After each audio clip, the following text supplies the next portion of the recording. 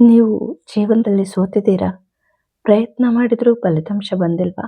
ಹಾಗಿದ್ರೆ ಈ ಕತೆ ನಿಮಗೆ. ಒಂದು ಚಿಕ್ಕ ಊರು. ಅಲ್ಲಿ ರಾಜು ಅನ್ನೋ ಹುಡುಗ.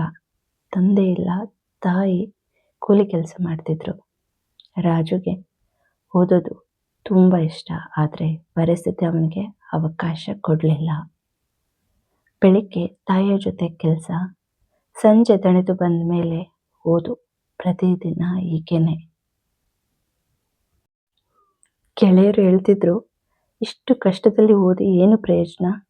ನೀನು ಯಾವಾಗಲೂ ಸೋಲ್ತೀಯ. ಆ ಮಾತುಗಳು ರಾಜು ಮನಸ್ಸಿಗೆ ತುಂಬ ನೋವು ಕೊಡ್ತಿದ್ವು.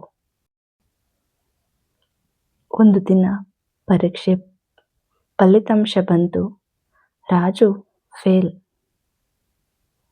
ತಾಯಿ ಕಣ್ಣಲ್ಲಿ ನೀರು. ರಾಜು ಮನಸ್ಸಲ್ಲಿ ಒಂದೇ ಪ್ರಶ್ನೆ, ನಾನು ಎಷ್ಟು ಪ್ರಯತ್ನ ಮಾಡಿದ್ರು ಸೋಲು ಮಾತ್ರ ಯಾಕೆ? ಆ ರಾತ್ರಿ ರಾಜು ನಿರ್ಧಾರ ಮಾಡಿದ, ಇನ್ನು ಶಾಲೆ ಬೇಡ, ಕೆಲಸಕ್ಕೆ ಹೋಗ್ತೀನಿ. ಮರುದಿನ ಅವನ ಗುರು ರಾಜುವನ್ನು ಕರೆದು ಈ ಥರ ಹೇಳ್ತಾರೆ, ರಾಜು, ನೀನು ಸೋತಿಲ್ಲ, ನೀನು ಇನ್ನೂ ಗೆದ್ದಿಲ್ಲ ಅಷ್ಟೇ. ಸೋಲಿನ ಮುಂದೆ ನಿಂತು ನಿಲ್ಲುವನೇ ನಿಜವಾದ ಸೋತವನು. ಆ ಮಾತುಗಳು ರಾಜು ಹೃದಯ ತಟ್ಟಿದ್ವು. ಅದೇ ದಿನ ರಾಜು ನಿರ್ಧಾರ ಮಾಡಿದ, ಇನ್ನು ಕಾರಣ ಹೇಳಲ್ಲ, ನನ್ನ ಕನಸಿಗೆ ಕೆಲಸ ಮಾಡ್ತೀನಿ ಅಂತ. ಬೆಳಿಗ್ಗೆ ಬೇಗ ಎದ್ದು ಕೆಲಸ, ಶಾಲೆ, ಓದು. ಮೊಬೈಲ್ ಇಲ್ಲ, ಟಿವಿನೂ ಇಲ್ಲ, ಸಹಾಯನೂ ಇಲ್ಲ. ಇದ್ದದ್ದು ಎಲ್ಲ ಒಂದೇ, ನಂಬಿಕೆ.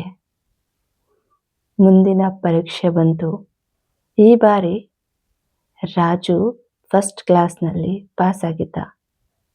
ತಾಯಿ ಕಣ್ಣಲ್ಲಿ ಸಂತೋಷ, ಗುರು ಮುಖದಲ್ಲಿ ಹೆಮ್ಮೆ.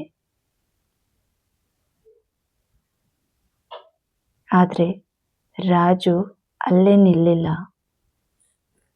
ವರ್ಷಗಳ ನಂತರ ಅದೇ ಊರು, ಒಂದು ಹೊಸ ಕಾಲೇಜು.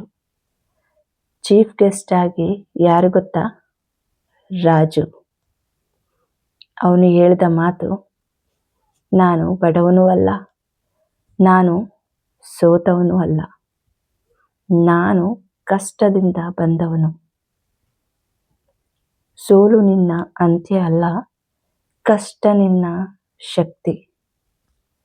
ಇಂದು ನೀನು ಅಳ್ತಿರಬಹುದು, ನಾಳೆ ಅದೇ ಕತೆ ನಿನ್ನ ಗುರುತು. ನೀನು ಹೋರಾಡ್ತಿದ್ದೀಯ ಅಂದರೆ ನೀನು ಆಲ್ರೆಡಿ ಗೆಲುವಿನ ದಾರಿಯಲ್ಲಿ ಇದ್ದೀಯ ಅಂತ ಅರ್ಥ. ಈ ಕತೆ ಇಷ್ಟ ಆದರೆ ಲೈಕ್ ಮಾಡಿ, ಸಬ್ಸ್ಕ್ರೈಬ್ ಮಾಡಿ, ಶೇರ್ ಮಾಡಿ. ಯಾಕಂದರೆ ಒಂದು ಕತೆ ಒಂದು ಜೀವನ ಬದಲಾಯಿಸಬಹುದು.